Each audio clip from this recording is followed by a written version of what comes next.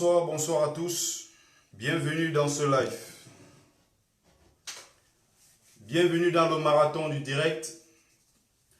La grande mobilisation pour Bruxelles le 7 septembre se prépare. Très bien d'ailleurs. La mobilisation continue sur la toile et nous continuons entre-temps à faire des marathons du direct comme on a l'habitude. Donc il y a un grand marathon aujourd'hui. Il y a un marathon aujourd'hui avec trois combattants, Monte Cristo et Karine Bibian Richaud, qui va passer juste après moi à 20 h. Et à partir de 22 h, on aura notre sœur Comtesse de Monte Cristo qui fera un live pour mobiliser les Camerounais sur l'urgence de se rendre à Bruxelles le 7 septembre prochain. Donc le live vient de commencer, je vais le laisser couler pendant quelques secondes et je vais vous inviter déjà, ceux qui sont dans le live, à partager massivement. Alors je vais laisser quelques secondes. Donc invitez le maximum de personnes possible et surtout partagez le direct.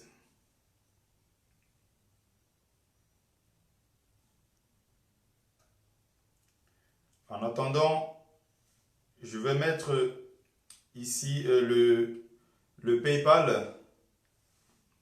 Je vais mettre le PayPal pour ceux qui m'ont dit récemment qu'ils voulaient cotiser pour les enfants orphelins. Je reviendrai toujours dessus, je ne vais jamais me lasser de le faire. Donc je suis encore de retour avec ces enfants qui ont besoin d'aide. Et nous sommes à la rentrée scolaire. Donc, ce n'est pas quelque chose d'évident pour eux du tout.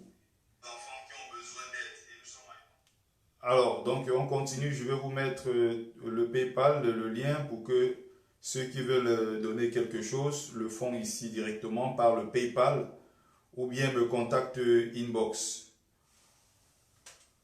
Voilà, je vais donc épingler. Et sachez qu'aujourd'hui, c'est libre antenne, donc je donnerai plus la parole pendant ce temps pour prendre les avis des uns et des autres concernant l'assaut final qui se prépare à Bruxelles. Donc si quelqu'un veut prendre la parole, le but de ce live, c'est de donner la parole au maximum à ceux qui voudront bien la prendre. Il n'y a pas de souci à ce niveau.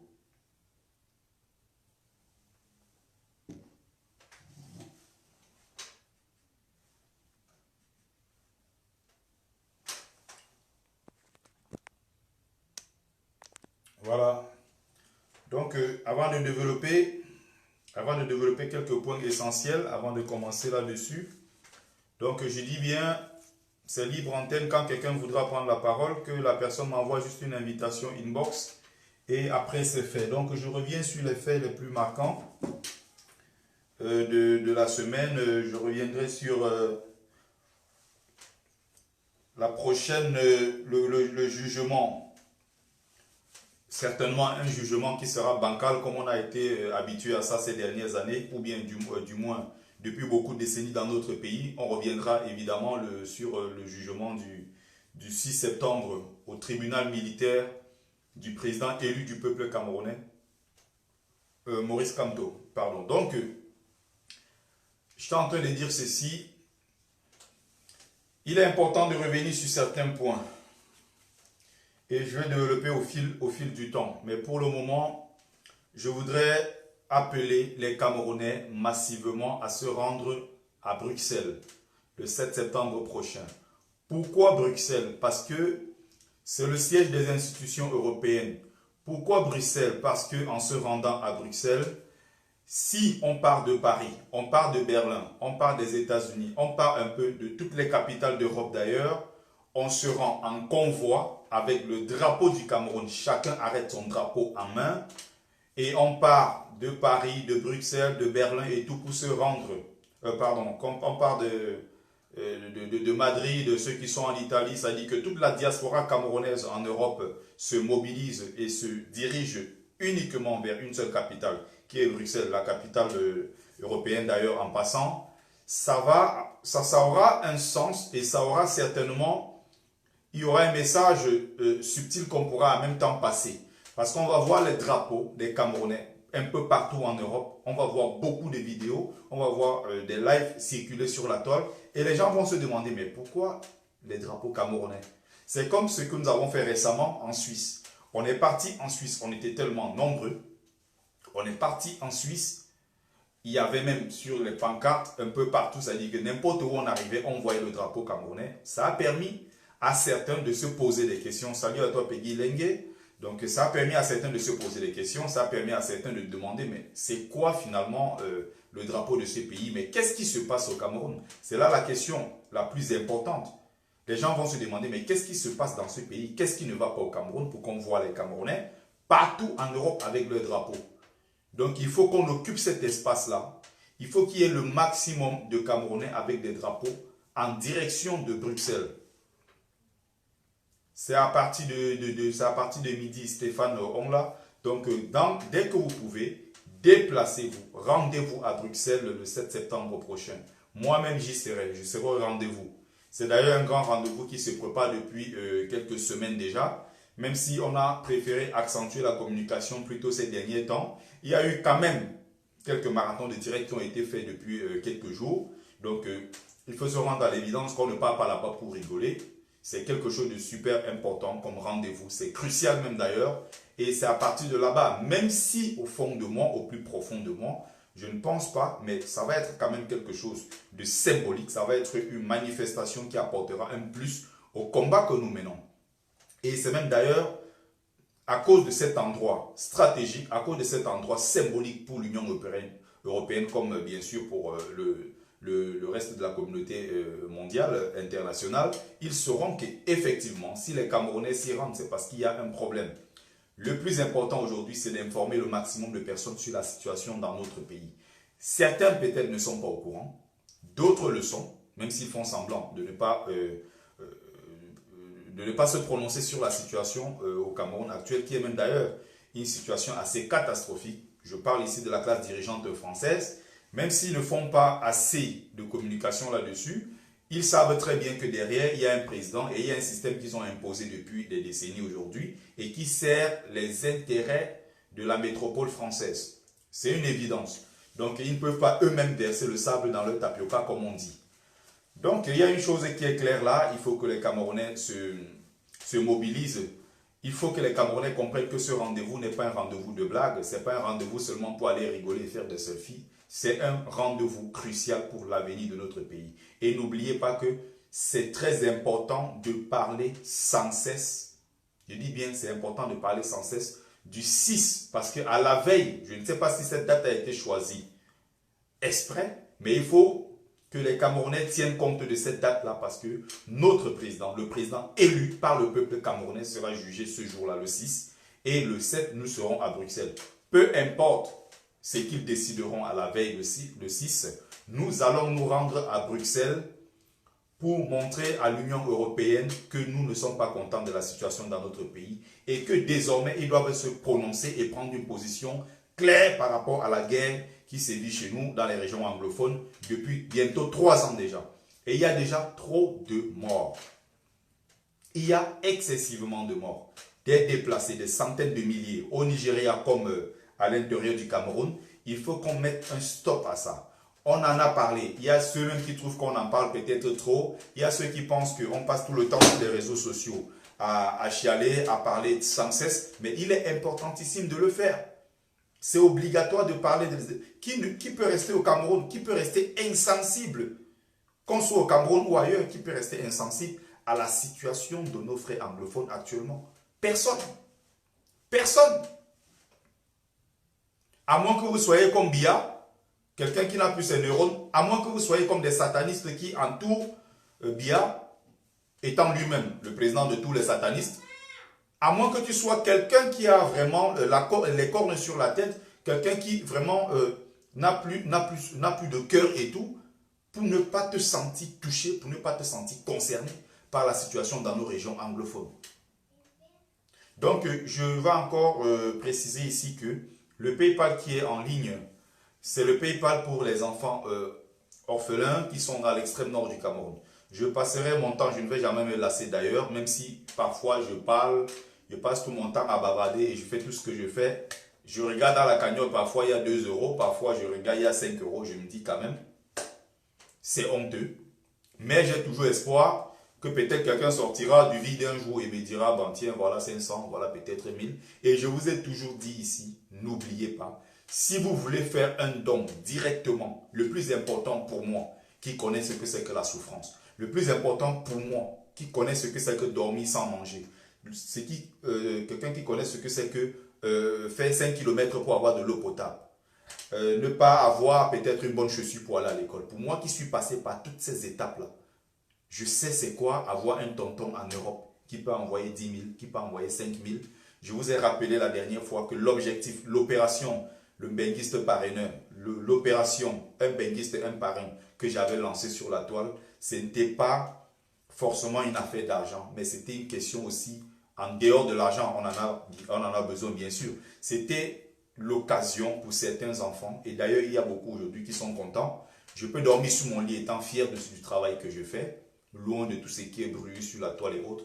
Je suis content de ce que je fais. Même si certains vont dire ici que ils viennent toujours, ils sont toujours en train de demander l'argent. Je ne demande pas l'argent pour moi, je ne demande pas l'argent pour mettre dans mes poches. Et je vous ai toujours dit, si quelqu'un ici veut faire un don, quelqu'un va envoyer l'argent directement à cette maman qui s'en occupe. Je vais vous montrer des vidéos même d'ailleurs, parce que l'autre jour m'a envoyé encore des vidéos des enfants, c'était la rentrée scolaire.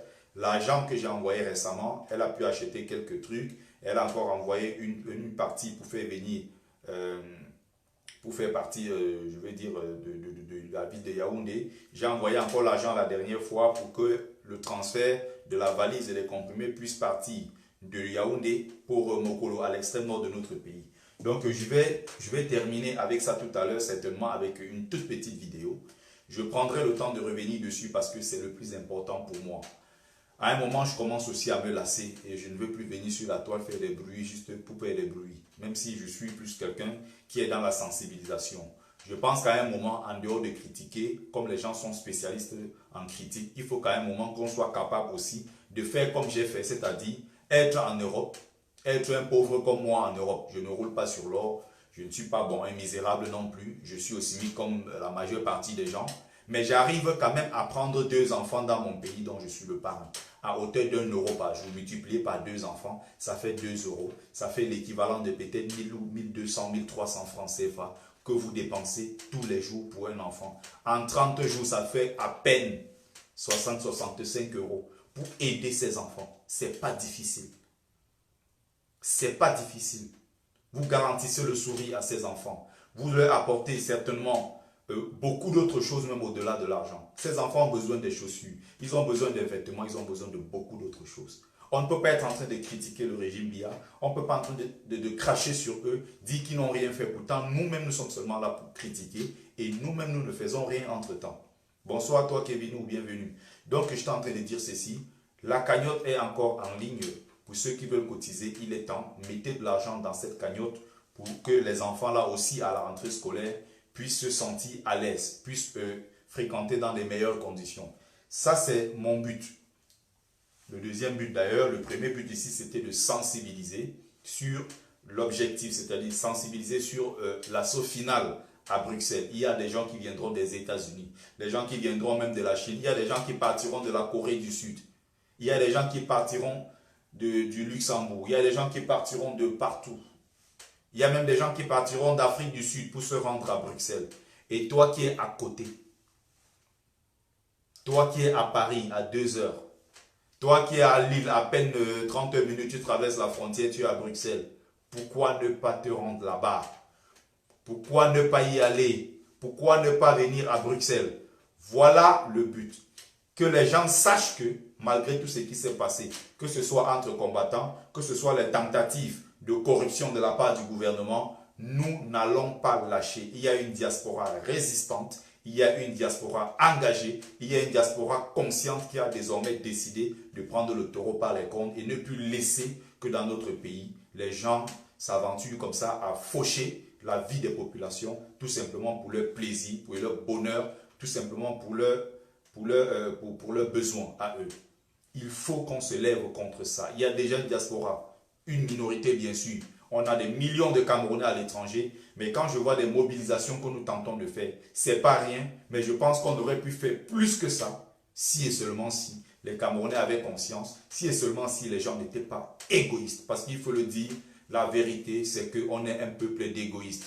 Chacun tente de se conserver dans son petit orgueil, chacun tente de préserver ses petits intérêts personnels et égoïstes, chacun tente de faire uniquement pour son petit cercle, pour son petit cocon familial, sans toutefois penser à l'intérêt national, sans toutefois penser à l'intérêt général. Voilà ce qu'est devenu l'Afrique. Regardez encore, je vais faire un parallèle avec ce qui se passe en Afrique du Sud. Ça a encore recommencé. Les Sud-Africains qui se lèvent, qui prennent des machettes, qui découpent les autres noirs comme eux, sous prétexte qu'ils viennent du Mozambique, ils viennent du Nigeria, ils viennent du Zimbabwe, ils viennent de partout. Je vais certainement revenir dessus après. Et je vais vous sortir même, d'ailleurs, certaines références même sur le plan historique pour mieux étayer mes propos, pour que les gens comprennent mieux ce qui arrive à notre peuple. Il est temps qu'on se lève. Il est temps que ce peuple-là se mobilise. Il est temps que les Noirs se lèvent. Je parle ici plus globalement, pas seulement du cas du Cameroun.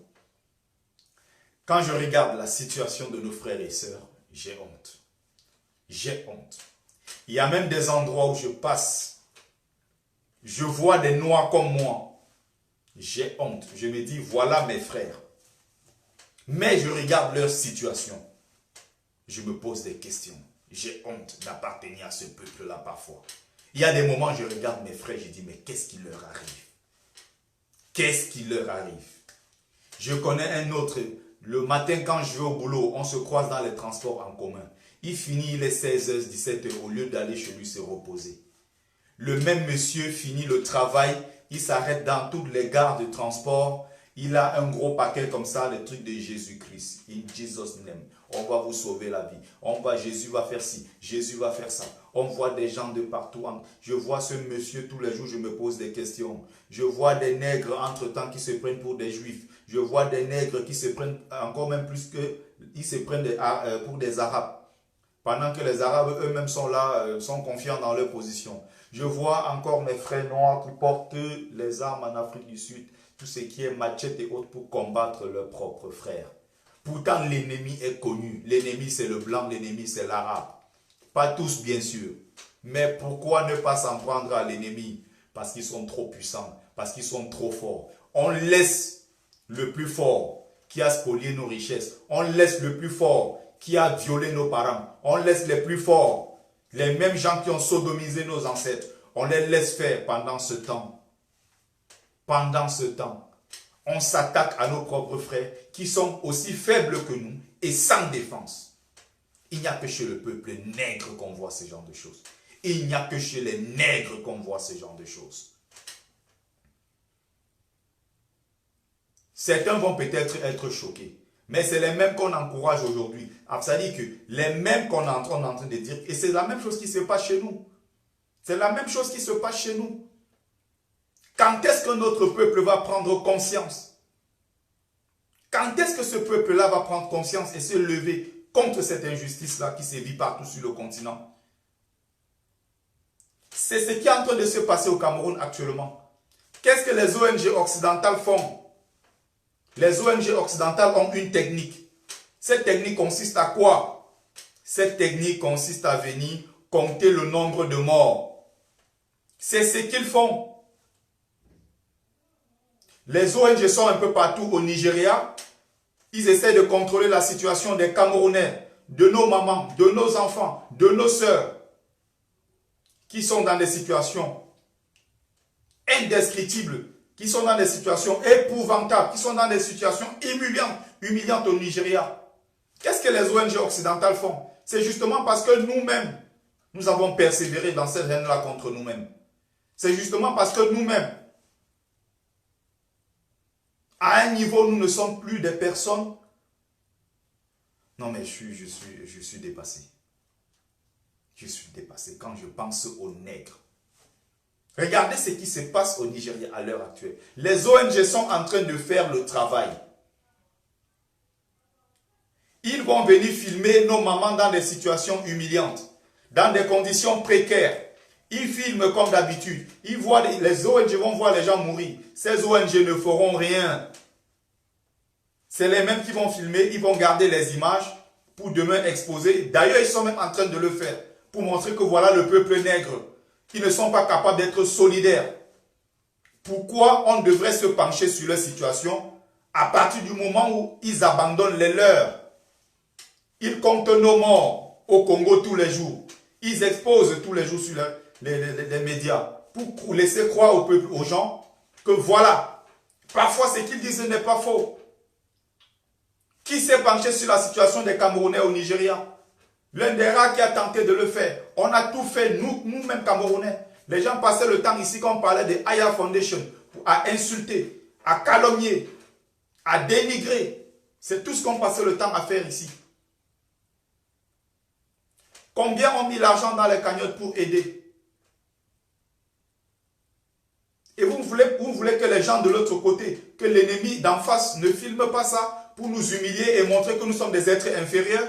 Mais oui, je suis de ceux qui pensent que le respect se mérite.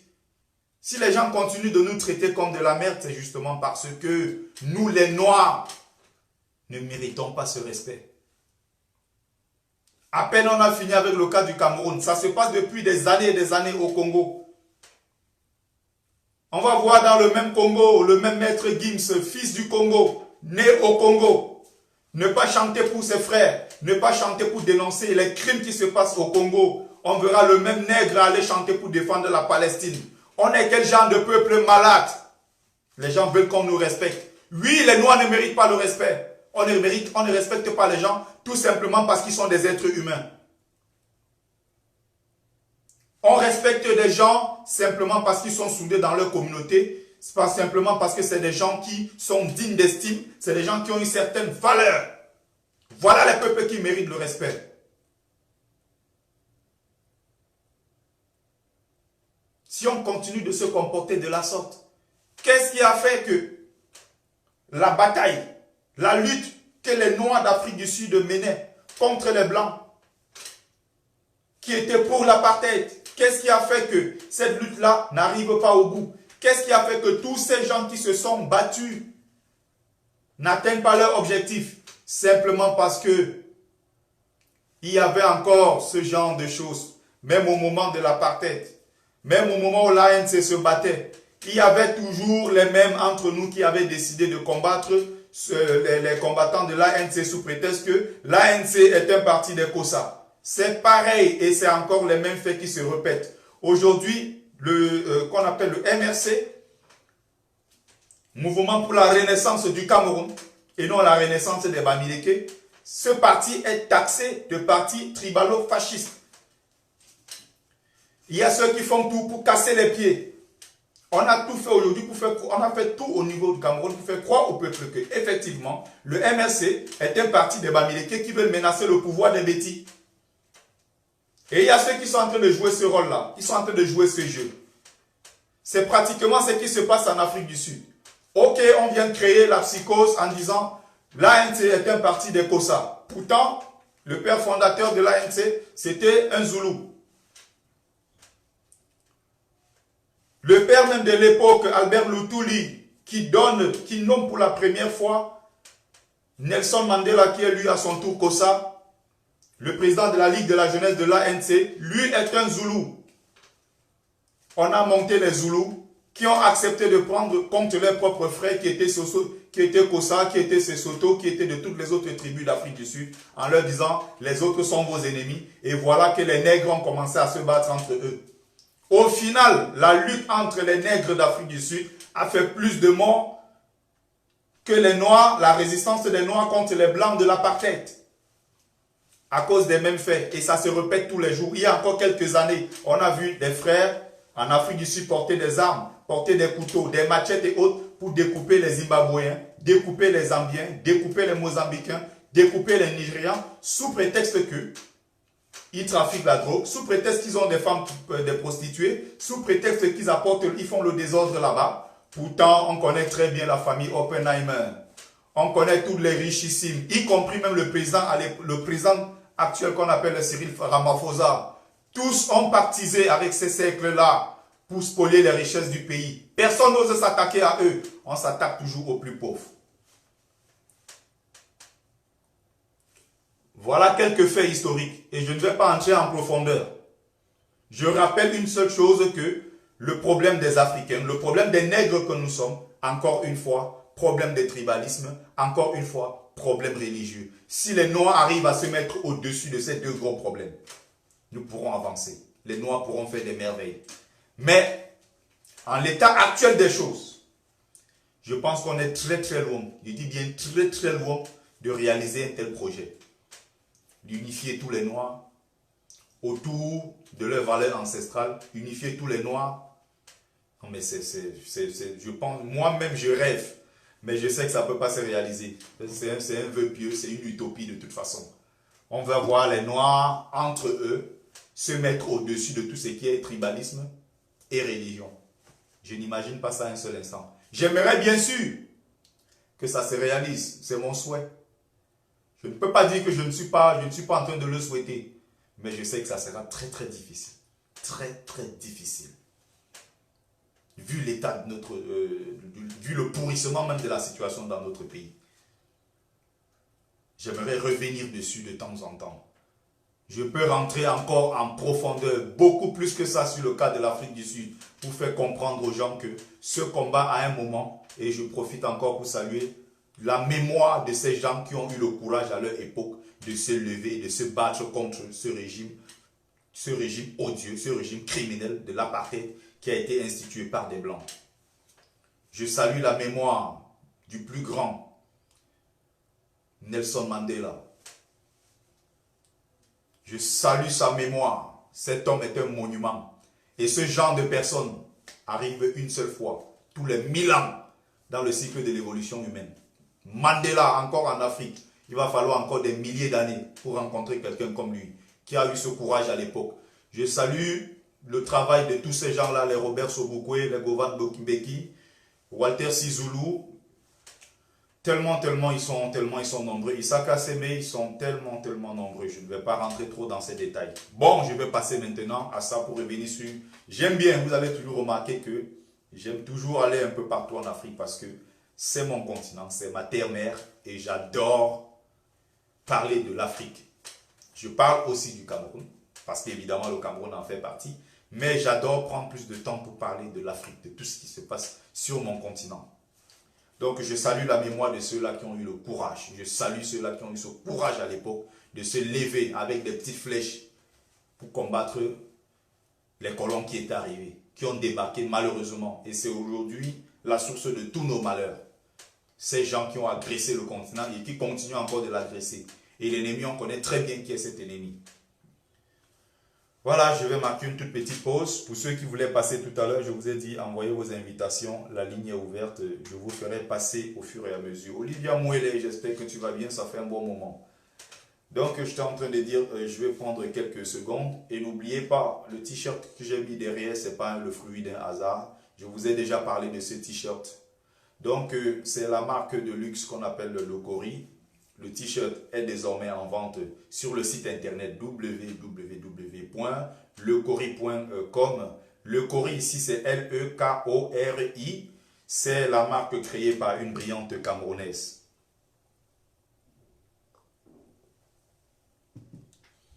C'est la marque créée par une sœur camerounaise qui fait dans le luxe. Elle a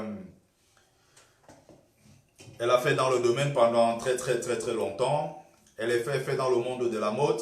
Et elle avait repéré mon travail ici sur les réseaux sociaux. Elle a dit qu'elle souhaitait qu'on travaille ensemble. J'ai dit pourquoi pas. Je suis partant pour le projet. Et voilà ce que ça a donné derrière. Un t-shirt. Ça c'est le côté féminin, si vous voulez. Avec une couronne. Vous avez le côté masculin en fait. Si vous voulez avec un peu plus de virilité. Avec la corne. Avec les cornes, c'est-à-dire que le t-shirt ici, vous allez voir, il y a un dessin bien sûr. Mais ce n'est pas que le dessin. Simplement, donc il y a une chose à comprendre, c'est que ce dessin est fait à base des noms des plus grandes personnalités de l'histoire de notre continent. Voilà ce qui est caché au fond. Donc pour ceux qui vont acheter un t-shirt comme celui-ci, il coûte 40 euros. Et si vous voulez faire vos commandes, faites directement vos commandes sur le site en tapant www.lecori.com. Vous allez faire vos achats et vous serez livré à domicile. Donc ça fonctionne comme toutes les autres grandes marques. Donc venez encourager la communauté, venez encourager cette sœur, cette brillante sœur qui s'est lancée dans ce projet. Et ce n'est que nous qui pouvons faire grandir le projet en achetant le t-shirt chacun. Je rappelle que c'est un t-shirt de luxe, je rappelle que c'est un t-shirt de qualité bio déjà. C'est un tissu fait à base de coton bio.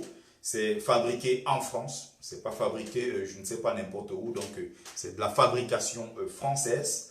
Donc, pour ceux qui sont intéressés, il y a ceux qui m'avaient dit récemment, Bertie, je suis intéressé, s'il te plaît, je veux le t-shirt et autres. Le t-shirt est bien sûr disponible. Vous pouvez juste taper et l'acheter directement sur le site internet de la marque de luxe qu'on appelle le Cori. Quand je dis le luxe, il ne faut pas que ça effraie certains. Le t-shirt est un t-shirt magnifique. J'ai quelques échantillons ici que j'ai portés. D'ailleurs, j'en ai fait des lives. Je le porte même d'ailleurs dans la vie de tous les jours. Donc, pour ceux qui étaient intéressés récemment et qui m'ont dit qu'ils voulaient absolument avoir ce t-shirt, il n'y a pas de souci. Vous tapez directement en ligne, vous n'avez pas besoin de passer par moi. Pour ceux qui au départ voulaient passer par moi, c'était justement parce qu'il y avait encore certains travaux pour mettre le site en marche. Donc maintenant, il y a un site internet, vous tapez juste www.lecori.com. Lecori, L-E-K-O-R-I. Voilà, et c'est fait. Donc je reviendrai encore plus dessus avec un peu plus de pub pour que les gens puissent se rendre compte qu'il y a un projet comme celui-là. Vous avez la marque féminine, c'est-à-dire les plus grandes personnalités de l'histoire du monde noir. Vous aurez toutes les plus grandes femmes qui ont existé dans le monde noir, que ce soit en Afrique, que ce soit en diaspora. Vous aurez les Harriet Tubman, vous aurez Nyanda Nyakasikana, vous aurez Candace Amani-Renas, vous aurez Yeninga, vous aurez toutes les plus grandes Hatshepsut, vous aurez l'histoire de Winnie Mandela, vous aurez, ça dit que toutes les plus grandes Albertina Sisulu, vous aurez toutes ces plus grandes héroïnes de l'histoire de notre continent. Tout ça est concocté dans ce magnifique t-shirt. Vous avez le choix, le débardeur, vous avez également les longues manches, vous avez le t-shirt comme ça, avec les courtes manches, et vous avez la version masculine, avec les plus grands hommes de l'histoire de l'Afrique. Vous aurez Robert Sobukwe, vous aurez Nelson Mandela, évidemment, qui est la plus grande icône.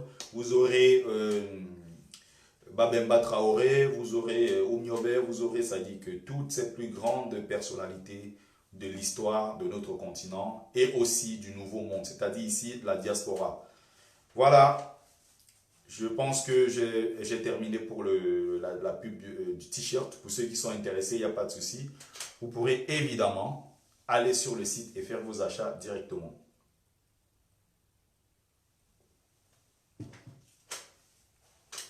Donc, on continue.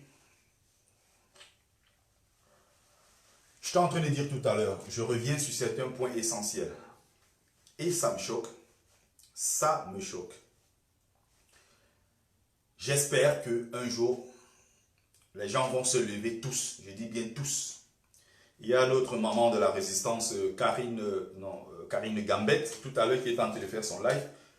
Elle disait ceci, je ne sais pas si elle est encore en ligne. Tout à l'heure, elle disait ceci. Peuple Betty, peuple du centre, peuple Boudou, peuple ceci, levez-vous. Je veux globaliser en utilisant le mot du feu Ateba Yéné en disant levez-vous tout simplement parce que vous êtes de ce qu'on appelle le pays organisateur. Et de ce fait, si vous vous levez dans les rues, la manière de vous traiter, ça ne sera jamais comme on pourrait traiter un Bamileke ou un nordiste qu'on traite de fou, ou bien comme les anglophones qu'on traite d'anglofou, ou bien comme, je ne sais pas, les Bamileke qu'on traite de saleté, de race porcine et autres. Donc, levez-vous si vous voulez que dans ce pays, il y ait la justice pour tout le monde. Levez-vous si vous ne voulez plus que les artistes soient incarcérés simplement parce qu'ils ont chanté. Levez-vous si vous voulez que dans ce pays, les enfants aillent à l'école. Levez-vous, levez-vous, levez-vous. Il y a 1000 raisons de se lever contre ce régime. Il y a 1000 raisons de se lever contre ce système. Mais jusqu'à présent, il y a ceux qui ont choisi de se taire. Si vous vous êtes tués jusqu'à présent, c'est justement parce qu'il y a ceux qui pensent que le malheur ne va jamais toquer à leur porte. Et moi, j'ai été le premier ici et je le dirai toujours. je souhaite du fond de mon cœur que le malheur toque à votre porte pour que vous puissiez vous rendre compte que votre silence contribue à ce qu'on tue les autres. Ce qui fait peur ici, ce n'est pas ceux qui se battent, mais c'est le silence de ceux qui voient l'injustice et qui ne disent rien. C'est le silence de ceux qui voient qu'on tue nos enfants, n'osent jamais se prononcer. Pourtant, ils ont derrière des programmes et des plans macabres pour profiter du pouvoir par la suite. Ils ont des programmes, des plans machiavéliques derrière, simplement parce qu'ils attendent que ce régime tombe pour qu'ils puissent s'accaparer du pouvoir. Et ils sont là dans des jolis appartements à Paris. Ils sont là partout en Suisse. Ils sont en Allemagne. Ils sont en Belgique. Ils sont aux États-Unis. Ils sont en train de préparer leurs valises de telle façon que si le système tombe aujourd'hui, ce seront les premiers qui prendront le vol le lendemain pour aller s'installer et chercher à profiter d'un combat qu'ils n'ont jamais eu les couilles de mener. Ce qui est d'ailleurs inacceptable. J'en profite pour rappeler ici qu'il est urgent aux frères, aux sœurs, à tout le monde de se rendre à Bruxelles le 7 septembre. C'est là-bas que nous allons débattre de tout. Et il y a déjà quelques prémices même d'ailleurs parce que à partir de ce jour-là, je pense que Bruxelles aussi, c'est le grand rendez-vous de la réconciliation entre la famille combattante, entre la famille résistante. Il y aura certainement certaines choses qui seront faites ce jour-là. Et je vais dire, certaines choses seront faites ici dans le sens de la réconciliation effective. Et non ce qu'on a vu récemment, c'est-à-dire ce semblant-là, où on laisse croire aux gens qu'effectivement on n'est plus des ennemis, pourtant au fond, ça a perdu. On a vu les gens faire des selfies, mettre sur la toile pour dire que ça y est, c'est terminé, maintenant il y a réconciliation entre les camarades combattants. Et quelques jours après, on a vu encore les mêmes venir sur la toile s'insulter, balancer tout et n'importe quoi. Ce qui est d'ailleurs inadmissible pour le combat que nous menons. Je pense que si, depuis des mois et des mois, nous sommes dans les rues ensemble, on supporte le froid ensemble, on brave la pluie ensemble, on brave l'hiver, le printemps, l'été et tout ça, ces conditions climatiques difficiles, je pense que si on les brave depuis un bon bout de temps, n'oubliez pas, ça fait bientôt 1 an qu'on est dans les rues en train de se battre. Ça fait bientôt 1 an. N'oubliez pas ça. Et pour moi, quelqu'un avec qui je me suis battu, quelqu'un avec qui j'ai certainement partagé, je ne sais pas, la même couverture, peut-être la même bouteille d'eau, on a marché, on a fait pas mal de choses ensemble, on a fait des voyages jusqu'en Suisse, en Allemagne, on a fait des voyages un peu partout, on va bientôt faire Bruxelles, on a été un peu partout. Je pense qu'au bout d'un temps, il y a des liens qui se tissent et on forme désormais une famille. Ce n'est pas possible. Ce qu'on a vu récemment. Mais il ne faut surtout pas que certains pensent que aujourd'hui, si il y a certaines choses qui ne marchent pas dans le combat, c'est à cause de l'attitude de certains combattants. Non. Je pense que ça ne joue même pas à 2%. Je dis même pas à 2%. Et c'est une raison d'ailleurs qui n'a même pas lieu d'être. C'est une raison qui est bancale. C'est une raison qui ne doit pas exister. Tu ne t'engages pas dans le combat pour X ou pour Y. Tu ne t'engages pas dans le combat parce que tu aimes la tête de tel combattant. Tu t'engages dans ce combat simplement parce que tu veux la libération effective de ton pays. Tu t'engages dans ce combat simplement parce que tu veux le meilleur pour ton pays. Bonsoir Mota Chouassi. Quand tu t'engages dans ce sens, ce n'est pas pour un combattant. Quand tu t'engages, ce n'est pas pour qui que ce soit. Tu t'engages pour toi, tu t'engages certainement pour tes enfants parce que si ce pays arrive à se reconstruire, si ce pays arrive à se refaire, si on installe le président élu Maurice Kamto et que demain le développement commence à prendre forme, certainement ça va profiter à tous les Camerounais. Quand tu t'engages, c'est justement parce que c'est des actions de résistance, c'est des actes militants qui certainement peuvent pousser certains à prendre, je vais dire, la classe dirigeante à réfléchir mieux, à prendre certaines décisions favorables au peuple. Quand tu t'engages, tu ne t'engages pas pour tuer quelqu'un. Tu t'engages d'abord pour toi. Tu t'engages pour tes enfants. Que les gens arrêtent de prendre pour prétexte. Depuis là, le combat me décourage jusqu'à... Parce qu'il y a certaines personnes qui se comportent. Hein, il y a tel combattant que j'aimais, je ne l'aime plus. Il y a tel que j'aimais avant, je n'aime plus sa tête. Il y a tel que je supportais, mais je ne suis plus avec lui simplement parce qu'il a osé s'attaquer à telle personne que j'aime beaucoup. On est allé à gauche, on est allé à droite, on est monté, on est descendu. Et au final, ce combat est devenu une affaire de Congo-Ça. Ce qui est d'ailleurs inacceptable. Je peux comprendre que ça, oui, ça fait 1 an. Les gens commencent à se lasser, les gens commencent à s'essouffler. Mais ce n'est jamais terminé. Ceux qui vont rater Bruxelles vont le regretter. Je dis bien, ceux qui vont rater Bruxelles vont le regretter amèrement. Soyez tous au rendez-vous. Soyez tous au rendez-vous le 7 prochain à Bruxelles. La question maintenant que je voulais poser, et je rappelle que pour ceux qui veulent prendre la parole, l'antenne est ouverte. Ne venez pas dire ici qu'on prend toujours les mêmes personnes. Oh, quand on demande la parole, on ne nous la donne pas.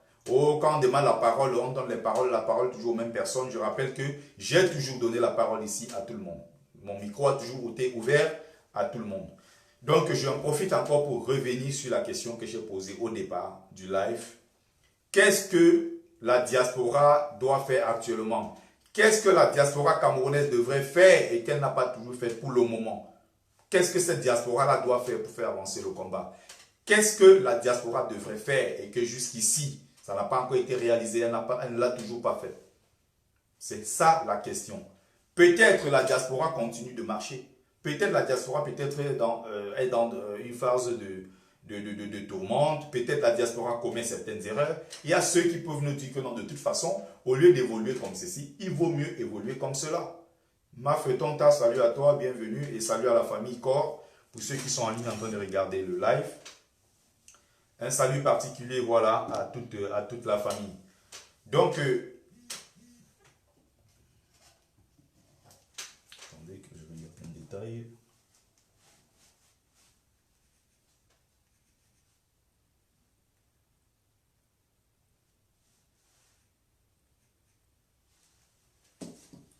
Donc voilà ce que je suis en train de dire. Donc pour ceux qui viennent d'arriver dans le live, n'oubliez pas, ou du moins pour ceux qui sont là depuis et qui n'ont pas eu le temps ou le soin de le faire, partagez massivement le direct et invitez le maximum de personnes possible. C'est très très important pour la suite du live. Même si je n'avais pas prévu passer assez de temps, j'ai fini quand même on va dire presque à l'heure parce que j'ai laissé la maman de la résistance d'abord prendre 30 à presque 40 minutes dans le live et tout. Et je ne vais certainement pas arriver jusqu'à 20 h. Donc il y a ceux qui regardent le live. Salut à toi Jacques Chouana.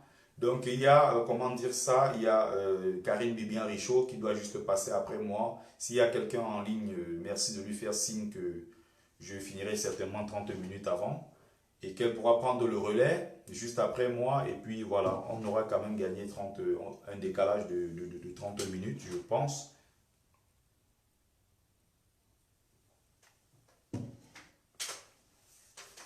Donc la mobilisation continue. La question est posée. Qu'est-ce que la diaspora doit faire actuellement? Ou du moins, qu'est-ce que la diaspora n'a toujours pas fait jusqu'à présent? Il faut bien sûr qu'on revienne dessus. Parce que on n'a pas la science infuse, il y a des trucs où on peut se tromper et effectivement on se rend compte que oui, c'est vous qui avez finalement raison. Donc on va avancer dans ce sens-là et la parole est ouverte à tout le monde pour ceux qui veulent bien sûr la prendre. Je fais une dernière vérification si bien sûr c'est... Oui, c'est bon.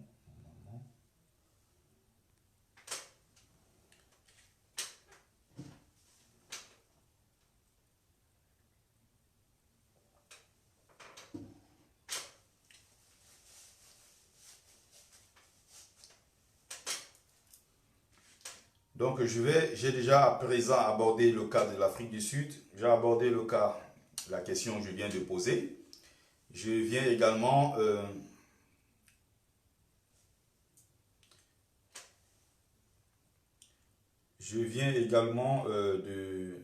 d'aborder un autre point et de finir tout à l'heure avec un autre point essentiel qui concerne toujours le combat et l'assaut final que nous sommes en train de préparer.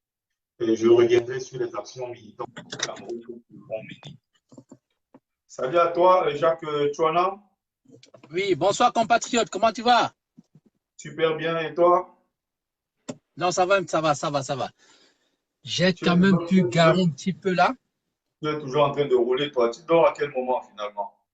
Ouais, tu sais, c'est en fait un problème de décalage horaire, hein. Ici, il n'est que 10h25 minutes. Ouais. Alors, le rendez-vous, ça se prépare bien aux États-Unis? Parce que j'ai vu que Bertrand Tiapois sera au rendez-vous, toi également. Il y a pas mal de gens qui partiront de là pour Oui, Bruxelles. oui, oui, Bertie, tout à fait, tout à fait. Jusqu'ici, tout se prépare très bien, tout se prépare très bien parce qu'en réalité, Bruxelles doit être pour nous une chance, n'est-ce pas, pour faire un recadrage. Bon, mais de toute façon, j'interviens par rapport à une question très importante que tu viens de poser, celle de savoir qu'est-ce que la diaspora devrait encore faire ou alors qu'est-ce que la diaspora jusqu'ici n'a pas su faire, etc., pour avancer le combat. Bertie Locami, je peux te dire sincèrement, ça, c'est mon analyse à moi. La diaspora a fait ce qu'elle pouvait faire et continue à faire ce qu'elle peut faire. C'est-à-dire quoi? C'est-à-dire que le combat dans la diaspora a été une réussite à 200%. Effectivement, et j'ai toujours Ça, partagé ce point de vue. le C'était combat question dans la maintenant diaspora est une c'était question réussite. de prendre la vie des autres parce qu'on ne sait jamais. Non, non, non, Betty, ça, je te le dis sincèrement. Pour ma part, vraiment, mon analyse sincère, c'est une réussite à plus de 200%. Ça, il faut être clair. Bon, maintenant, la question essentielle maintenant qu'il faut se poser.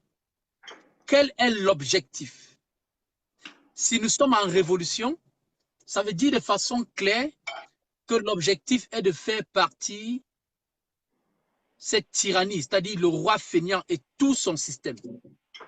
Alors, une autre question qui peut cacher celle que tu viens de poser, celle de savoir, est-ce que la diaspora seule peut-elle faire partie de ce tyran et son Ah oui, système? c'est une Eh question bien, sous-jacente. la réponse qui est cachée, la réponse à la question qui est cachée dans celle que tu viens de poser est bien évidemment non. Eh bien évidemment non. C'est une évidence. La diaspora aura tout fait. Nous aurons marché de lundi à vendredi. Ça ne fera pas partie le tyran. C'est ça la première vérité. La deuxième chose importante qu'il faut se le dire, Bertie, c'est que il ne faut surtout pas oublier que le combat, que ce soit au 237, puisque c'est de ça qu'il est question désormais, parce que ce n'est qu'au 237, ce n'est que lorsque le combat sera déporté au 237 que le tyran se sentira menacé. C'est ça la vérité. Mais aussi, il faut se dire les choses de façon claire. Au 237, les qui combattent, peut-être une minorité, n'est-ce pas, de MRCistes, et il faut le dire, hein, ce n'est pas tribaliste de le dire. Et lorsqu'on ira voir dans cette minorité de peuples qui se lèvent, ce serait beaucoup plus les Bamileke. Les autres régions ou tribus, autant pour moi, ayant complètement, je dis bien complètement refusé de joindre le combat. Lorsqu'on va toujours jouer au ping-pong en refusant de dire les choses de façon claire, c'est-à-dire que quand c'est noir, on dit que c'est noir, quand c'est le chat, on appelle chat, comme ce que fait le professeur Patrice Ngana, nous n'allons pas avancer. Il faut dire les choses claires. Lorsqu'on a fait une analyse froide, ça nous permet maintenant de reshape, c'est-à-dire de recadrer le combat, parce qu'on a pu faire des analyses froides. L'analyse froide, c'est quoi, Bertie Locami? Le président élu, son excellent, le professeur Maurice Kamto, dans son discours le 31 décembre, avait dit ceci. Je cite, je vais paraphraser. Notre incapacité de pouvoir nous indigner collectivement ne nous permettra jamais de sortir de ce joug du tyran. J'ai paraphrasé, je n'ai pas pu dire ça mot à mot. Et il a cité, il a dit que lorsque les populations du Nord-Ouest, non, les populations du Grand Nord se faisaient massacrer, toutes les autres régions sont restées tranquilles et n'ont rien dit. Lorsque les populations Bamileke se faisaient massacrer, toutes les autres tribus sont restées tranquilles et n'ont rien dit. Lorsque nos frères du Nord-Ouest et du Sud-Ouest se font massacrer, toutes les autres tribus sont restées tranquilles et n'ont rien dit. Donc, c'est-à-dire que ce monsieur, vraiment, c'est un fin penseur. Il avait tout compris. Et c'est exactement ce qui se passe actuellement. Vous allez voir que parmi nous, les combattants, c'est vrai, nous avons des combattants tels que Sandy de Boston, qui est de la tribu du centre. Bon, je ne vais pas dire, je ne vais pas entrer dans les détails. Nous avons Urich, le Qui monde est entier. Boulou, qui est Tout Boulou ça, et qui voilà. est du côté, Bon, voilà, voilà. Bon, qui est du ça, côté des pays ce sont, organisateurs. Voilà. voilà. Bon, maintenant, Bertie Pays Locami, si nous organisateurs. regardons maintenant sur la basse couche sociale, vous allez voir que vous ne trouverez pas cette volonté manifeste des autres tribus à joindre le combat.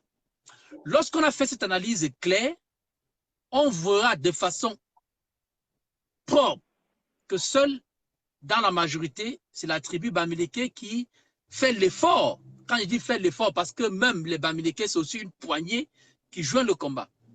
Donc voilà la réalité pure et simple. Et ceci ne pourra jamais permettre l'évolution du Cameroun dans ce sens où le jour où une autre tribu va vouloir, par exemple, reprendre peut-être le combat, d'autres vont dire, bon voilà, quand c'était les Bamileke, vous n'avez rien fait, quand c'était les gars du nord-ouest, du sud-ouest, vous n'avez rien fait, quand c'était le nord-ouest, on n'a rien fait. Donc, Camerounais lambda, quel que soit l'horizon où tu te trouves, mon gars, il faut comprendre qu'il est temps de laisser ton appartenance tribale et de joindre le combat. Parce qu'en réalité, il faut toujours qu'un combat commence. Le combat commence toujours par quelque part. C'est une évidence. C'est une évidence. Exactement. Ça commence toujours de quelque part. Donc, ce n'est pas parce que le mentor de ce combat, son excellent, le professeur Maurice Kamto, est de la tribu Bamileke, que vous n'allez pas joindre le combat. Ça n'a pas de sens, la famille. Ça n'a pas de sens, frère Camerounais. Je vous le dis sincèrement. Parce que si vous continuez à voir les choses de cet an, nous allons plomber ce pays-là. C'est très important. Donc, Bertie, la diaspora a tout fait. Le 237, on vous appelle allô, allô. Mais comme je l'ai dit, au 237, vous avez vu avec les arrestations aux faciès, etc. Très peu sont ceux qui joignent le combat. Et ceux même qui joignent le combat appartiennent à une tribu, qui est la tribu Bamileke, ayant été abandonnée par toutes les autres tribus. Voilà la vérité, Bertie. Il faut donc qu'on accepte cette vérité. Ce n'est que quand on aura accepté cette vérité que nous pourrions avancer. Je vais prendre un exemple encore, la fuite en avant. Vous avez vu, par exemple, lorsque nous faisons des analyses, les gens disent de façon claire qu'il y a une milice tribale au sein de l'armée camerounaise. Oh, tout le monde est d'accord avec ça. Parce que ça, c'est la chose dite à la française. C'est-à-dire que on refuse de dire, on refuse de compléter les phrases telles qu'elles doivent être complétées. Alors qu'en réalité, il faut dire qu'il y a une milice tribale boulot au sein de l'armée camerounaise. Et lorsque tout le monde sera habitué à dire les choses de façon crue comme ceci, ça va donc nous permettre, n'est-ce pas, de faire cette analyse complète et de mettre peut-être des équations, je vais dire trouver des solutions aux équations qui portent, n'est-ce pas, à s'interroger pour avancer le combat. C'est ça la vérité. Au lieu de verser dans le politiquement correct. Mais bien sûr, c'est ça le problème. On ne peut pas dire une milice tribale. On ne peut pas dire une milice tribale et maintenant taxer l'autre qui dit milice tribale boulou, des tribalistes. Mais ce n'est pas sérieux. Parce que si on dit milice tribale, la question qui est cachée derrière, c'est que, bon, à quelle tribu appartient cette milice? Et maintenant, si on répond, elle appartient à la tribu boulou, vous dites maintenant qu'on est tribaliste. Mais là, maintenant, ça n'a plus de sens, là. On est d'accord? Donc, lorsque nous n'allons pas faire des analyses froides comme ceci, alors on aura vraiment de la peine à évoluer. Mais j'ose croire, comme je le sais, Bruxelles nous permettra vraiment de faire cette analyse froide. Elle nous permettra de nous dire des choses en face. Elle nous permettra maintenant de recadrer le combat. Et sortant de là, on verra ce qu'il y a lieu de faire. Voilà ce que je pouvais dire, hein, Bertie Locami, par rapport à ta question. Voilà. Très, très belle réponse. J'abonde dans le même sens que toi parce que j'ai moi-même répondu à ça ici, mais en posant cette question, je voulais prendre l'avis des uns et des autres. Il n'y a pas que mon avis qui compte. Je me suis Tout à toujours fait. dit, il y a une chose qui est évidente. C'est que la vérité, c'est que beaucoup qui se battent aujourd'hui sont des Bamileke. Il y a quelqu'un Non, qui c'est a un clair. certain Diop, c'est Pop Olivia qui répond. Donc, ce n'est que les Bamileke qui sont dans ce combat. On a bien précisé. Je l'ai dit 1000 fois. Jacques vient de le répéter ici. Jacques vient de le dire ici de façon claire. On va observer au sein de cette famille résistante, la majeure partie, ce sont des Bamileke. On n'a pas dit qu'il n'y a que des Bamileke. À Tout titre à fait. d'exemple, même, il a cité Comtesse de Monte Cristo, il a cité, je ne sais pas, je ne sais plus si c'est toujours le même nom, mais la Twins, je ne sais pas si c'est la même personne. Ouais, Comtesse, c'est la Twin. Tu as cité, voilà, cité Twins, tu as cité en dehors, même d'elle, il y a une autre là qu'on appelle la Tontina de Boulou. Elle est vraiment Boulou, même ça dit que c'est la voisine alors même de Bia.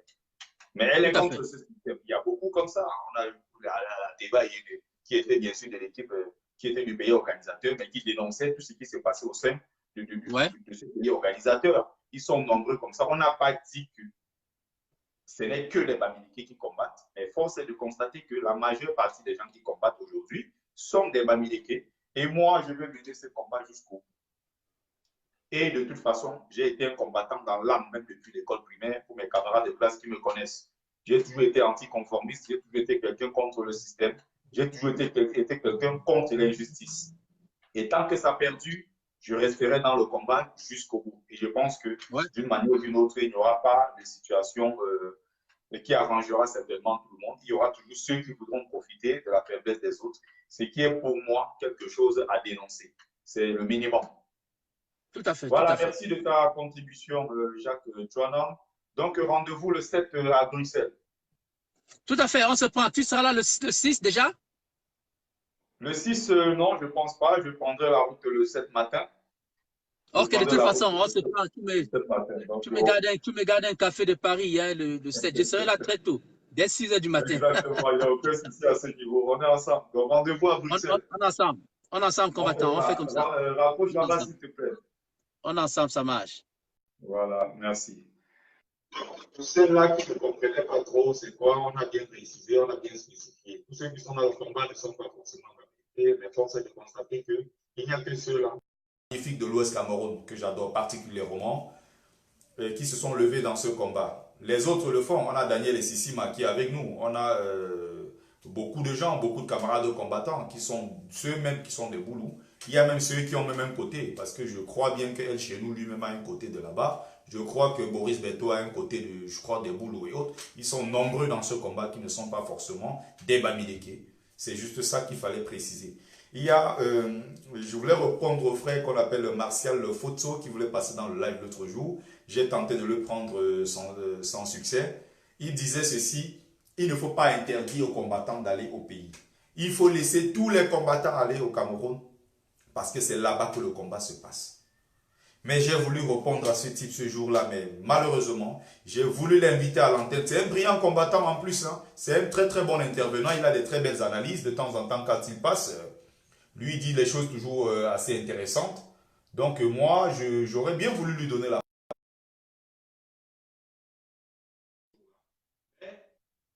Moi, en fait, je suis en train de dénoncer une chose. Les camarades combattants, je vais encore le dire aujourd'hui, n'allez plus au Cameroun pour livrer dans la gueule du loup. Je suis clair là-dessus et s'il peut le dire sans quoi, je reviendrai dessus sans quoi. Tu ne peux pas vivre en Europe, critiquer le régime en place, critiquer le système camerounais, critiquer BIA et SSB, et le lendemain, tu prends l'avion pour te rendre au Cameroun, tu arrives à l'aéroport, dès qu'on te cueille, on met les menottes, on t'amène en prison. Tu commences à te plaindre, tu fais des photos sur les jours pour mettre sur les réseaux sociaux. Oh, sauvez-moi, oh, aidez-moi et tout. Je suis contre ça. Si vous voulez retourner au Cameroun, continuer au combat que les brillants combattants, les vaillants combattants d'ailleurs, sont en train de mener sur place au pays, il faut avoir un peu plus de jugeote, il faut être un peu plus malin. Si tu veux te rendre au Cameroun, il y a plusieurs façons de procéder.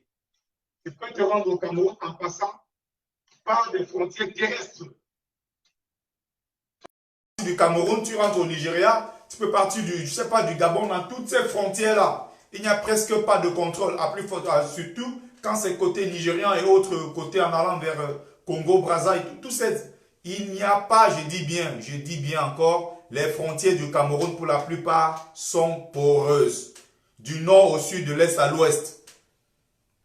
Ces frontières sont poreuses. Donc si vous voulez porter les armes pour combattre le régime en place, vous voulez retourner au Cameroun, atterrissez peut-être au Gabon, atterrissez au Nigeria et traversez les frontières, entrez au Cameroun. Vous venez à Porte de Clignancourt, vous allez à Bruxelles, vous venez à Place de la République, partout, en Allemagne, aux États-Unis, vous critiquez Biya, vous critiquez son régime, vous portez les t-shirts non électoral, vous insultez Biya dans les réseaux sociaux, vous insultez tous ces ministres, vous faites tout ce que vous avez à faire. Vous oubliez qu'il y a des gens qui sont là uniquement pour scruter tout ce que nous faisons sur les réseaux sociaux. Vous donnez du travail aux gens. Vous obligez les combattants tous les jours à faire des trucs pour dire sauvez tel, faites tel litige pour aider les gens qui sont en prison. Parce que vous-même, tout bêtement, vous partez vous jeter dans la gueule du lion. Soyez un peu plus malin que ça. C'est tout ce que moi je voulais dire ce jour. Le frère dit non, c'est normal qu'ils aillent au pays, mais ça ne sert à rien parce qu'il n'y a pas de stratégie derrière. Tu vas au pays, tu prends Bruxelles Airlines ou bien Air Suisse, je ne sais pas. Tu prends Air France, tu t'assois carrément au bord de l'avion. Ça te laisse à Yaoundé, mais tu atterris directement dans un aéroport où il y a des services de sécurité. Tu atterris directement dans un aéroport où il y a ces mêmes services secrets camerounais qui vérifient les entrées et les sorties. C'est une frontière, c'est la porte d'entrée, c'est la vitrine même du Cameroun quand tu arrives. À plus forte raison quand tu es là-bas à Yaoundé. Quand tu descends à Simalène, c'est un Kondengui directement. Je sais qu'il y a beaucoup de gens, y compris moi, si nous mettons pied le même jour, c'est au barbecue tout de suite. Vous n'avez même pas parlé de Rémi Ngono et parler de... Vous ne pouvez pas critiquer le régime en place et le lendemain, vous voulez vous partir au Cameroun. C'était pour répondre à ce fait. Si les gens veulent partir, passer leurs vacances, monsieur... Sachez que ce que nous faisons sur les réseaux sociaux, ce que nous faisons est contrôlé à la loupe. Il y a des gens qui sont payés pour scruter point par point ce qu'on dit sur les réseaux sociaux. Il y a d'ailleurs les gens qui sont payés seulement pour les lives que nous faisons. Il y a des gens qui ont perçu de l'argent pour créer 10 000 profils sur les réseaux sociaux et critiquer ce que nous faisons, signaler ce que nous faisons. Donc, si vous voulez vous rendre au Cameroun, soyez un peu plus dans la tactique, soyez un peu plus dans la réflexion, soyez un peu plus dans la rue. Salut à toi, Koudjou, on t'écoute. Oui, salut Bertie et merci de m'avoir donné la parole. Je salue tout le peuple de la résistance. Je salue aussi les Sardinats parce que nous battons pour éduquer les Sardinats. Et jusqu'ici, nous avons fait de grands efforts pour les... Je m'excuse aussi pour être dans le noir. Je suis en caserne. Je suis un militaire, je suis en caserne, donc je ne suis pas trop libre comme vous qui vivez en Europe. Mais j'ai un peu pris un petit temps là pour passer à ton direct parce que ça fait vraiment longtemps.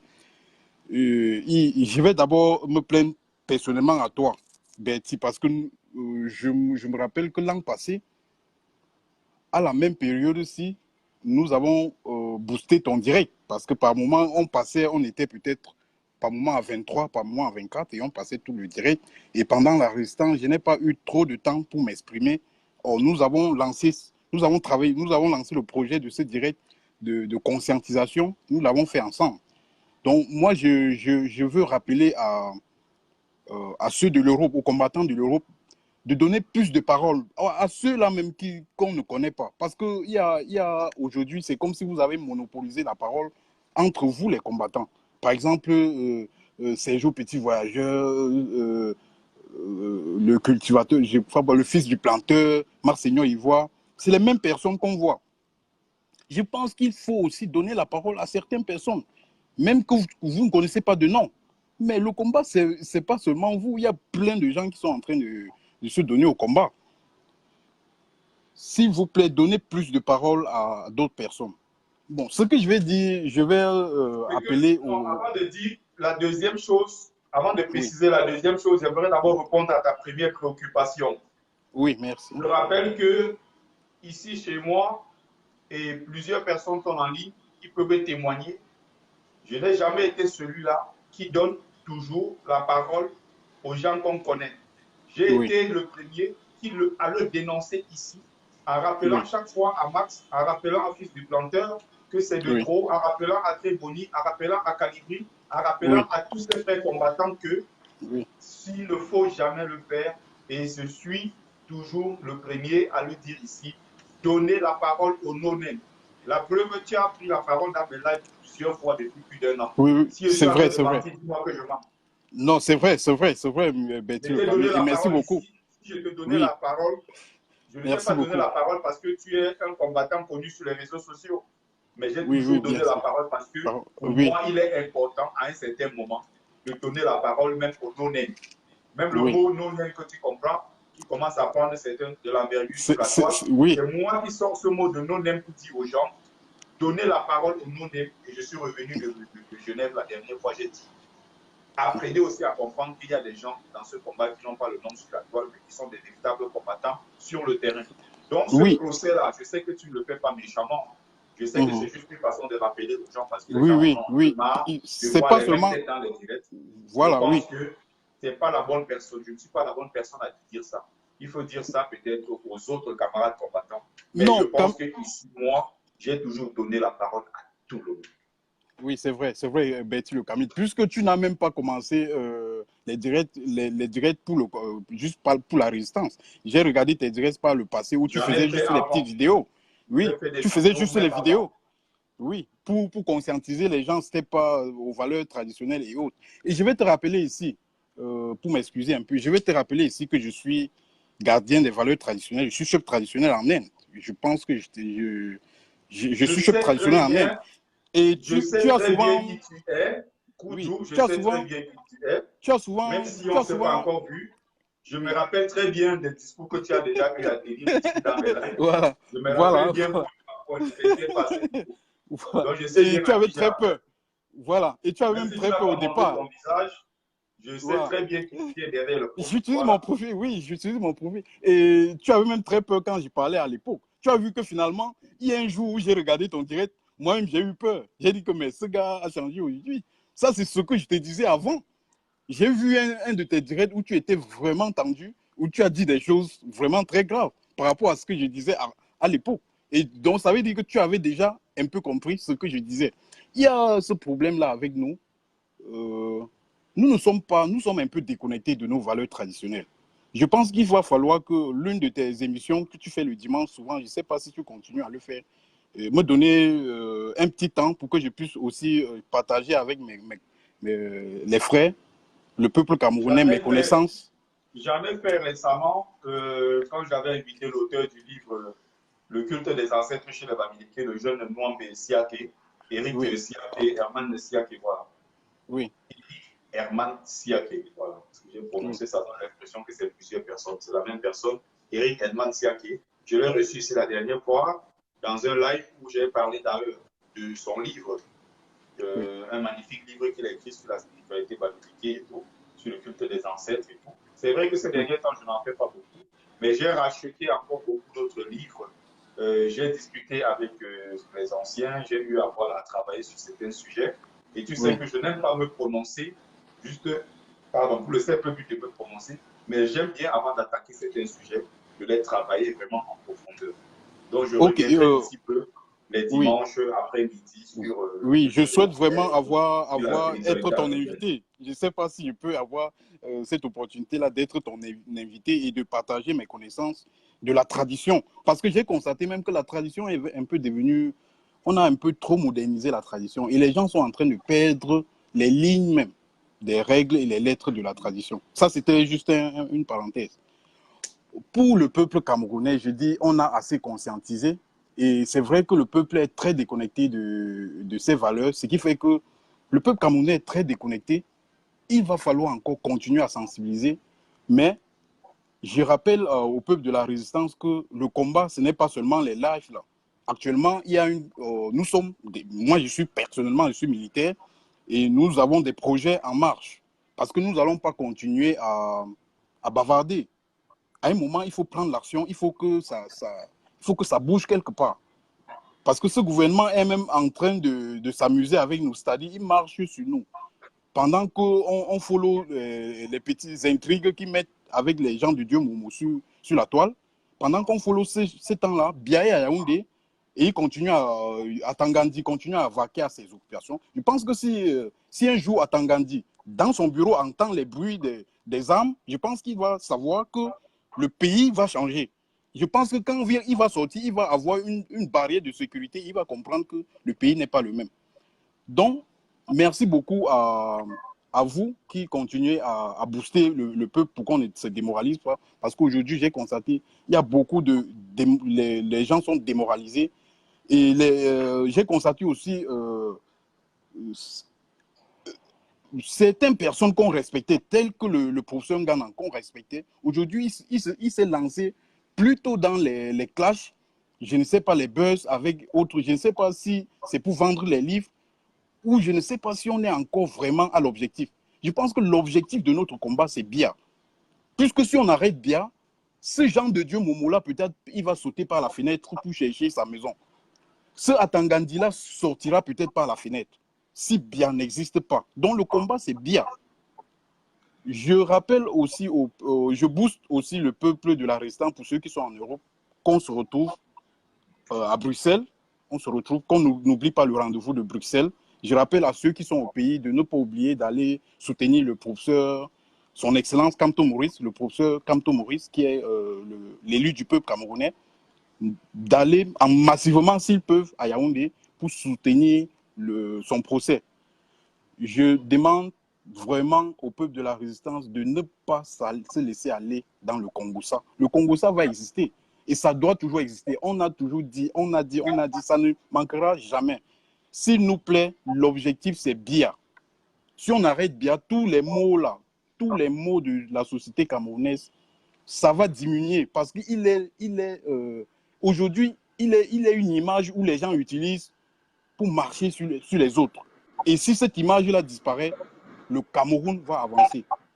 Merci beaucoup pour m'avoir donné la parole et salut à la résistance. Beaucoup de courage. Merci à toi, Koudou, s'il te plaît, raccroche là-bas. Oui. La patrie est notre vie et nous allons vaincre. C'est notre vie. La patrie, là, c'est notre vie. Nous allons vaincre. Nous sommes la vie, nous sommes la victoire, nous sommes une génération victorieuse. Merci beaucoup. Nous n'avons pas deux pays. Nous n'allons pas laisser le Cameroun pour aller ailleurs. C'est notre terre. Oui, c'est notre vie, c'est notre terre. Nous allons notre terre de défendre vie. notre territoire, défendre son intégrité, défendre notre territoire jusqu'au bout. Parce que c'est là-bas que nos ancêtres sont enterrés. C'est là-bas que justement nous avons notre avenir. On ne peut pas partir de chez soi pour aller être riche ailleurs. Parce que dans tous les pays du monde, effectivement, le système est fait pour que les plus riches soient les originaires de ce pays. Parmi les 50 milliardaires du monde, vous n'allez pas me citer où ils ont grandi. Je dis bien sûr les 50 milliardaires au monde entier, vous n'allez pas me citer 10. Tous ceux qui sont aux États-Unis sont américains, nés et grandis aux États-Unis, qui ont fonctionné dans le système américain. Voilà. Il y a quelqu'un d'autre pour commencer. Après, je rappelle, c'est un marathon de direct. C'est un marathon.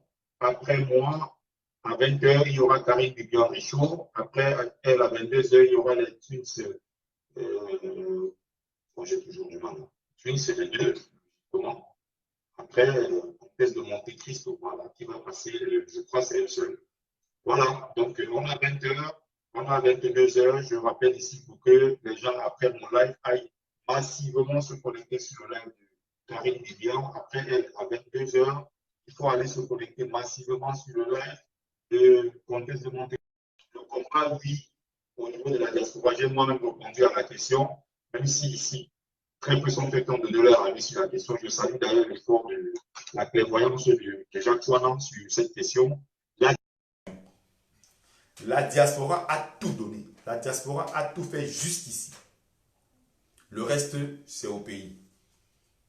Je ne sais pas ce que la diaspora peut encore faire jusqu'à présent en dehors d'organiser quelques marches et faire ce que nous faisons. La diaspora peut faire de plus parce que nous n'avons pas une grosse marge de manœuvre. Nous arrivons de temps en temps à faire ce qu'on peut, mais nous ne pouvons pas évidemment faire plus que ça. Salut à toi, Max. Bonsoir la famille, bonsoir à tout le monde. Aujourd'hui, il y a un marathon de direct. Moi, je suis déjà sur le pas de course. J'ai décidé de venir intervenir dans tous les marathons de direct. C'est-à-dire, si je tombe sur un direct, là, je vais seulement plonger ma tête dedans. Parce que je suis très content et très contente pour ma femme. Paul Biya est en train de partir. C'est-à-dire? Les gendarmes en ont marre. Les avocats francophones ont compris ce que les avocats anglophones ont compris il y a 3 ans, mais ils ont quand même compris. Comme Tchana Pierre disait, il n'est jamais trop tard. Cette succession d'événements qui se croisent, qui s'entrecroisent, qui s'entremêlent actuellement là, c'est bel et bien les signes de la fin. On avait toujours dit ici, virgule, que Paul Biya est dos au mur. Quelle que soit la durée de la nuit, le soleil finit toujours par apparaître. À chaque chose son temps. Si vous faites une bonne lecture de ce qui se passe actuellement au pays, vous allez comprendre qu'il y a un oiseau lugubre qui est en train de voler autour de la tête de Paul Biya. Moi, je peux vous garantir, Paul Biya est en Vomeka depuis, il ne veut pas partir à Yaoundé. Pourquoi? Posez-vous des questions. Actuellement, les gendarmes sont fâchés avec le colonel Bankui, avec Galax et Toga, et avec, il s'appelle encore Ngongo Ferdinand. On vous donne les informations de sources sûres. Ce n'est pas le jeu, ce n'est pas la rigolade. Les gars sont en train de dénoncer les choses qu'on dénonçait déjà ici depuis il y a au moins 4 ou 5 ans. Maintenant, ils en ont marre. Et je peux vous garantir qu'au Cameroun, bientôt, ça va aller. Non, je préfère ne pas parler. Je préfère ne pas parler. J'espère seulement que vous-même vous observez. Remarquez la sortie de l'ambassadeur des États-Unis, Ballerine Peter. Quand vous voyez les États-Unis prendre ce genre de position, vous devez savoir qu'ils ont des informations cruciales. Actuellement, les gens là sont en train de vouloir jouer le jeu pour se filmer et envoyer aux organismes internationaux qui sont en train de mettre une pression incroyable sur le régime de Yaoundé, le régime usurpateur, sanguinaire, kleptomane et tout ce que vous pouvez imaginer.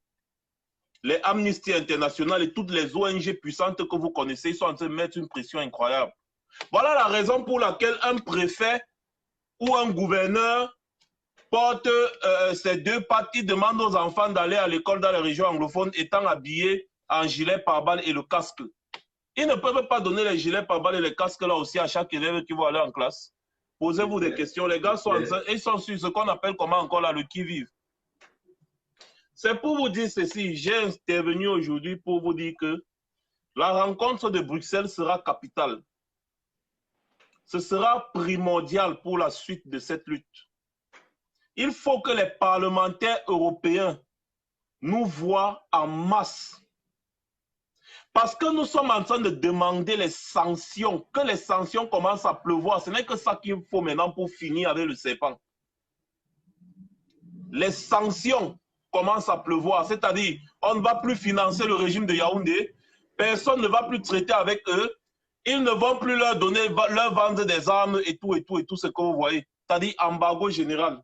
Et si on réussit à obtenir cela, c'est fini.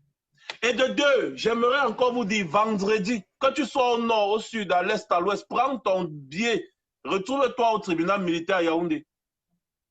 Parce que le procès du président élu doit être un procès public.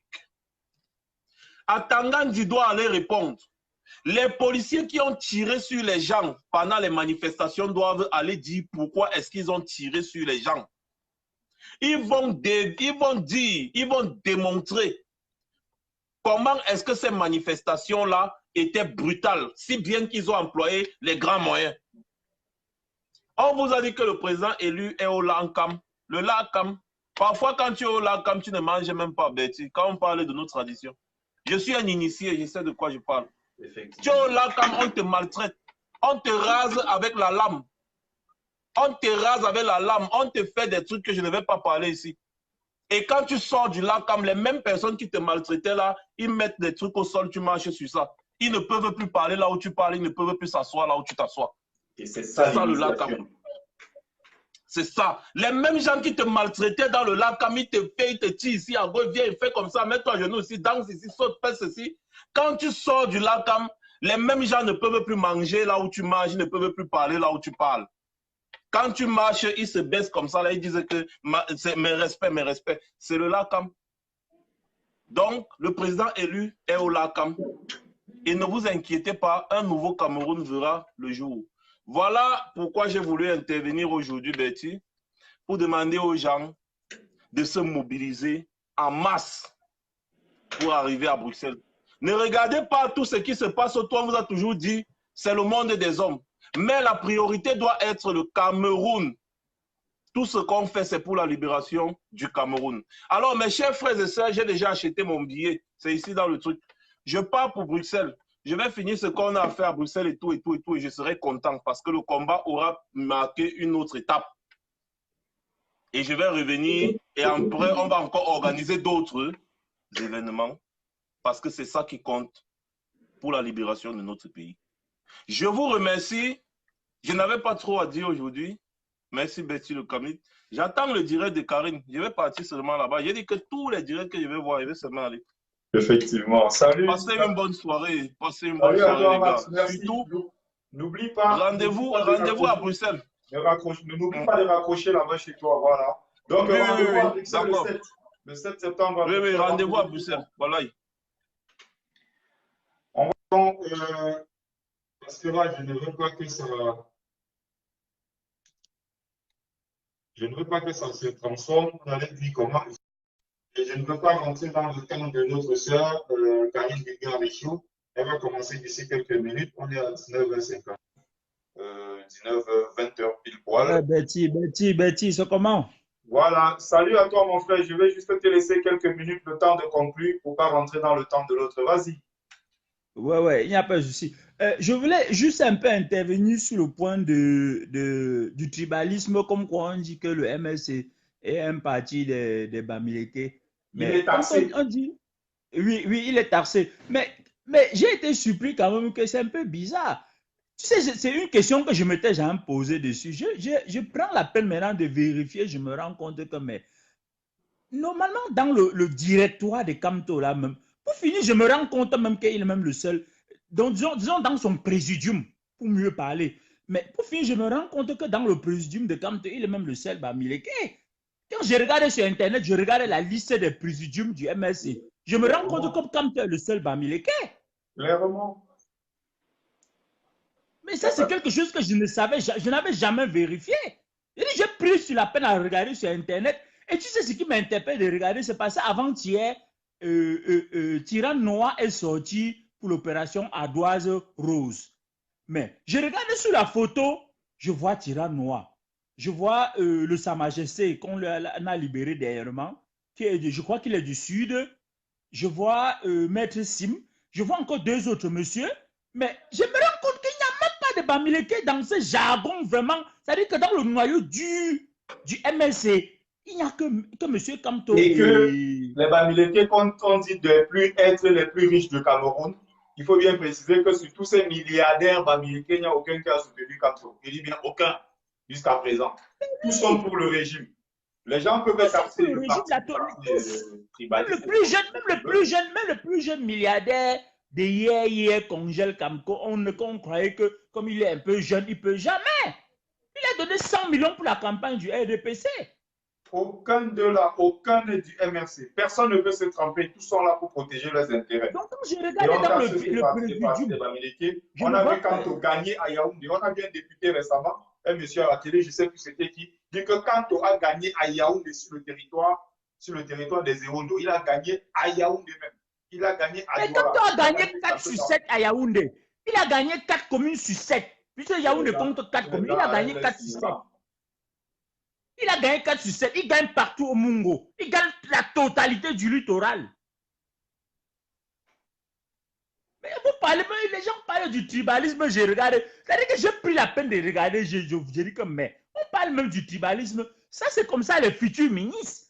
Donc, ça veut dire que si comme tu étais président demain. Beaucoup d'endroits à l'ouest, même qui est dans son propre terroir, Bia est venu gagner.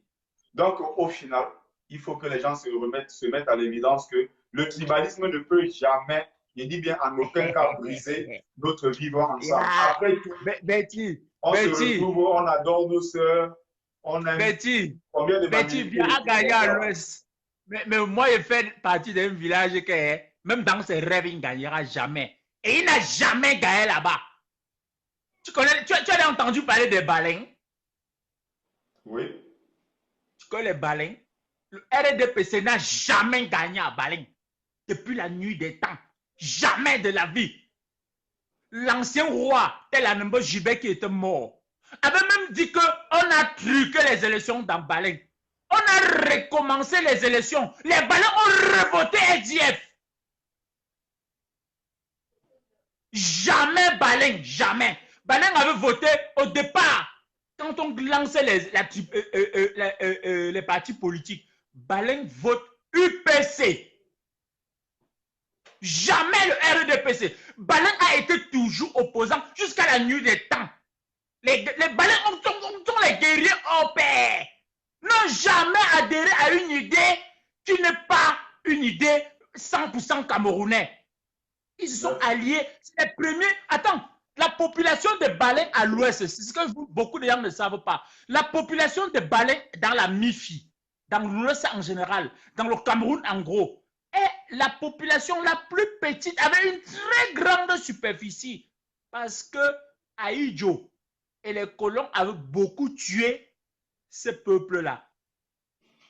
Pose-toi la question à savoir pourquoi la MIFI, elle a une très petite popularité. Plus principalement les Bameux. Il n'y a pas que, il y a Baleine quand même, il y a également Bamedjou qui était vraiment les centres de l'époque où le feu vraiment s'abattait. Il y a également Bouddha, il y a quand même pas mal de zones, il y a la région chez les Tchang aussi, oui, il y a pas mal d'endroits et tout. Mais il y a le jargon, il y a le noyau dur de ceux qu'on a beaucoup massacrés dans les 1,5 million de morts qu'on a tués à l'ouest. Tu as les Bafoussam. Parce que beaucoup de gens ne savent pas que Bafoussam est d'abord le nom d'une tribu avant d'être le nom de la ville. Il y a les Bafoussam, il y a les Bamungoum, les Baleines. Ils sont trop. Nous n'atteignons, je pense que nous n'atteignons même pas 1 million. C'est un très petit peuple, mais des guerriers. Si tu veux connaître les Baleines, demande aux Bamoun. Merci mon frère, on va pas rentrer longtemps dans ça malheureusement. Le temps nous tient à la gorge parce qu'on va laisser notre soeur Karine Dubian-Richaud prendre le relais. Merci à toi d'être passé, mon frère. Tu reviens la prochaine fois, il n'y a pas de souci. Non, je vais revenir, on va terminer ça. Ça, c'est voilà, on appelle ça le tollé.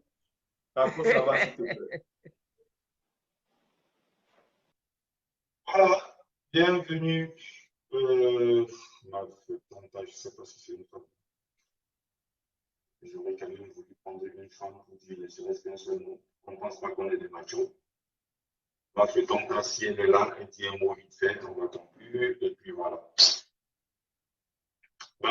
Continue à lancer ton village. Il a le droit de lancer son village, c'est normal. Si chacun fait comme ça aussi dans son village, chacun lance son village, chacun lance son village, chacun lance son village, on aura lancé tous les villages du Cameroun et ça fera un beau pays. Alors, Mafetonta. Bonsoir, Betty. Magnifique, parce que je voulais au moins s'entendre la voix d'une femme. Ça tombe très bien. Voilà, parce qu'on a eu que des hommes ce soir. Donc, dis juste un mot. Tu as l'honneur de conclure le direct avant qu'on ne passe le relais à notre sœur, qu'on ne passe l'antenne à notre sœur Karine Dubian-Richaud. Ok, vas-y. Ok. Il y a quelques minutes pour conclure. Bonsoir d'abord aux internautes. Je voulais juste poser la question à notre militaire qui est sur le terrain au pays. Qu'est-ce qu'ils font alors pour nous permettre maintenant d'envoyer la révolution du côté du Cameroun? Parce que nous, on les attend, les militaires. Mais quand ils viennent plutôt nous parler d'autre chose, là, nous sommes un peu perdus. Donc, je voulais un peu qu'ils essayent de nous dire comment est-ce qu'on peut faire pour organiser un truc au pays. Parce que c'est pas seulement nous sommes en sécurité en Europe, oui, mais bon, nous avons de la famille au Cameroun qui souffre. Nous voulons que la paix revienne au Cameroun pour nos familles, pour tout le monde, pour les anglophones, parce que je ne peux pas dire qu'anglophone, moi je suis moitié anglophone, moitié francophone. Donc tout le monde, parce que si on va dire la guerre là-bas, non pas la guerre ici, là, moi je suis partagée entre les deux. Je ne peux pas accepter qu'il y ait la souffrance dans un coin ou qu'il y ait de la paix dans un autre et l'autre souffre. Donc, ça sera un peu, c'est difficile. Donc, je suis dans l'obligation de me battre pour trouver des moyens pour essayer de résoudre, pour essayer de porter ma part de pierre à l'édifice pour que la paix revienne au Cameroun. Surtout en faisant partie le tyran. Parce que la paix, ce n'est pas avec le tyran. La paix, c'est dit, le tyran part, il porte sa clique et ces gens-là, ils partent avec. Donc, quand il est venu un peu nous dire que, il nous parlait de choses, il dit bien qu'il est militaire, mais il ne veut pas se faire voir. Nous, on croyait même qu'il allait nous donner un plan d'action de quelque chose, qu'il a besoin de notre soutien. Que... Pour moi personnellement, hein, vous dites ce que je pense des militaires. Le frère, je ne sais pas s'il est militaire ou pas, où il est, ou il ne l'est pas. Moi, je ne connais pas sa vie, donc je ne peux pas le juger sur des a priori. Ce que je pense personnellement, il faut au Cameroun, pour que Biya dégage une insurrection populaire. Même si on serait content, bien sûr, que Biya dégage par tous les moyens. Je ne suis pas pour que le Cameroun dégage Biya par la voie des armes, c'est-à-dire que je ne veux pas qu'il y ait une junte militaire qui prenne la tête de mon pays. Je souhaiterais qu'il y ait une révolution, une insurrection populaire qui dépose le dictateur Biya, qui comprenne que le peuple n'a plus besoin de lui et qu'il doit dégager. C'est ce que moi je pense. Concernant les militaires, ils ne pourront jamais se lever contre Biya. Sinon, il aurait 37 ans. Merci, le peuple est refroidi. Il peut se lever contre Biya. Le peuple est refroidi justement à cause de ces militaires-là qui refroidissent le peuple. Parce que si ils se sont mis devant que peuple, sortez, nous allons vous protéger, je pense que cette histoire serait finie. Mais au contraire, quand le peuple sort, c'est eux qui tirent encore sur le peuple. Bon, maintenant, on ne peut que miser sur eux parce que ce n'est que maintenant à eux de décider. Même s'il y a révolution, à ce moment précis, ce sont les militaires et les hommes en tenue là qui doivent se mettre devant. Voilà, merci à toi. Je voulais quand même prendre une femme. Malheureusement, je ne sais pas si tu pourras aller au bout parce que j'ai quand même pris 10 minutes. Bon. Non, j'ai fini, Betty, c'est bon. C'est bon. J'ai fini. Donc, je voulais juste donner mon opinion par rapport au je ne sais pas, comme tu as dit, c'était bon.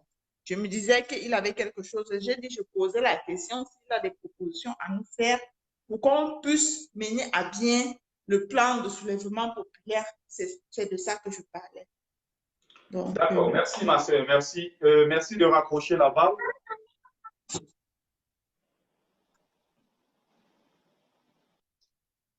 Super. Voilà, merci. J'invite tous ceux qui sont en ligne actuellement. Il y a encore 140 personnes. Si vous pouvez me faire l'honneur d'aller massivement sur ma chaîne YouTube, vous abonner, vous cliquez sur la cloche à côté, vous abonnez parce que je vais déclencher bientôt une série de vidéos et j'ai besoin d'avoir au minimum 1000 abonnés. C'est très important. Donc, il faut qu'il y ait le maximum de personnes connectées là-bas, abonnez là-bas sur ma chaîne YouTube pour que je puisse le déclencher. Donc, merci à ceux qui ont pris le temps de regarder le live. Merci à ceux qui ont pris le soin de partager. Même après la fin du live, il faut toujours continuer de partager. Donc, je vous invite actuellement à vous rendre massivement sur la page de notre sœur Karine Bibian-Richaud pour continuer le marathon du direct. Il y aura beaucoup d'autres combattants au rendez-vous là-bas. Il y aura après elle, Comtesse de Monte Cristo qui va prendre aussi le relais. Juste après, Karine Bibian-Richaud. Merci à ceux qui ont pris le temps de regarder le live. J'espère que j'irai dans la cagnotte tout à l'heure. Je vais retrouver peut-être 1000 €, on ne sait jamais. Donc le PayPal est encore en ligne. Le PayPal est encore disponible pour ceux qui veulent donner quand même quelque chose pour nos enfants orphelins dans l'extrême nord du Cameroun parce que c'est la rentrée scolaire. N'oubliez pas. Donc portez-vous bien. Rendez-vous à Bruxelles le 7 septembre. Ne manquez pas à ce rendez-vous.